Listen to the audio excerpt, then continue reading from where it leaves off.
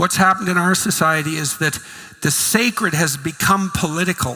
And that's really bad, because there's a space for the sacred and there's a space for the political. That's why you render unto Caesar what is Caesar's, and unto God what is God's. And you don't want to confuse the two, because if you do, then God becomes Caesar, and that's not a good thing.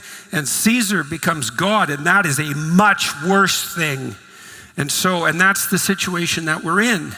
And so that means, and this is part of the conundrum that we have, and maybe it's part of what Nietzsche prognosticated too, because he believed that the consequence of the death of God would be that human beings would have to create their own values. And I believe that's wrong. I don't believe we can create our own values, but to give Nietzsche his due, which is always an important thing to do because he was a genius, it certainly is the case that we have to rethink.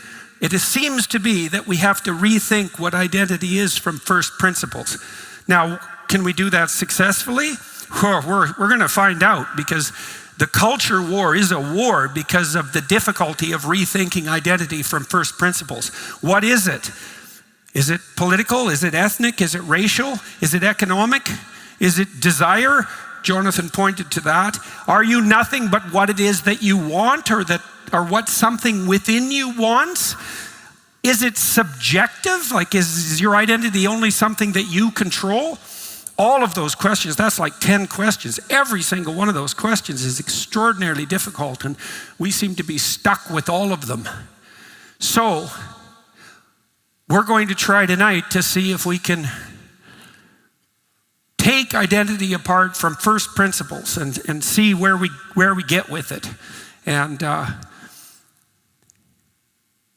so let's start with something basic. One of the things that I thought through deeply when I was a university professor was how to evaluate someone's writing, right? When you're evaluating their writing, you're evaluating their thinking. And the purpose of evaluating their thinking is not so much to grade them, to put them in the appropriate bin, but to provide them with the corrective feedback that would enable them to become better thinkers, right?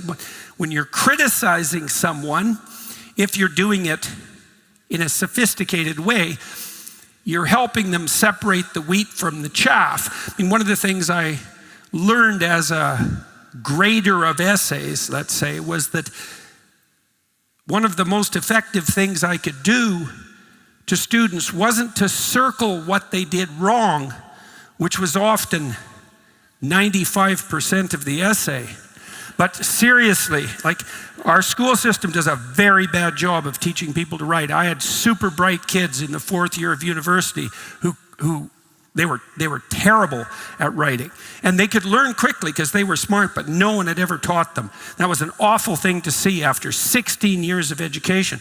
One of the things I learned was, I'd be wading through a mess of cliches and second-rate thought and quasi-copying or not precisely Claudine Gay's sin, let's say, but close to it. Plagiarism. And then now and then, it would be as if the student's actual genuine intelligence popped up briefly through all the mess, and they said something clear and useful. And people do this in your relationships with them. All the time, is they'll offer you a kind of mishmash of what they think you want, or maybe even what they think they want, or what they should offer. And if you really listen, then now and then you'll hear the person say something that they really mean and that's true. And if you reward that, because you can if you learn to listen, if you reward that, then more of that will happen.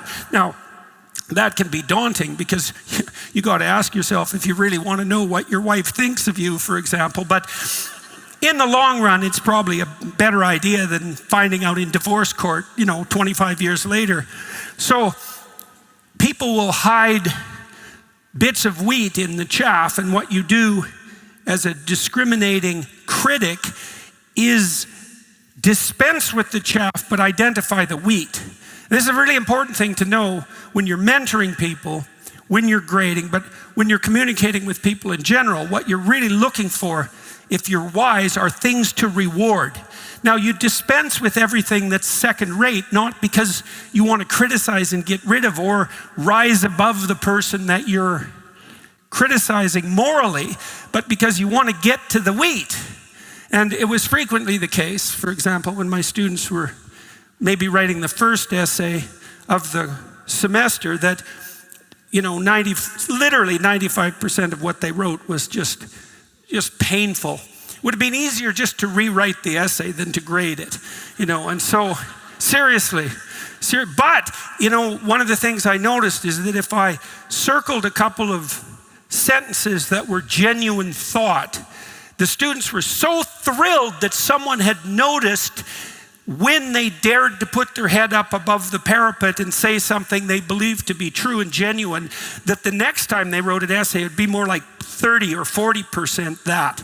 And then if they got further reward for that, assuming they had the talent and the diligence, then perhaps by the end of the semester, it would be like 90% genuine thought, genuine wheat. And then they were thrilled about that too, because people are thrilled to have the opportunity to offer their best, especially if it's received in the right manner.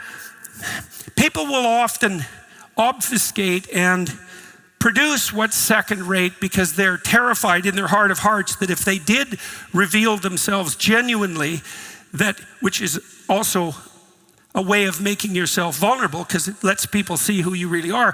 If they did reveal themselves genuinely, that would be rejected. And so part of the reason that my students delivered such dross to begin with was because they had a history of having what they offered that was good ignored or condemned.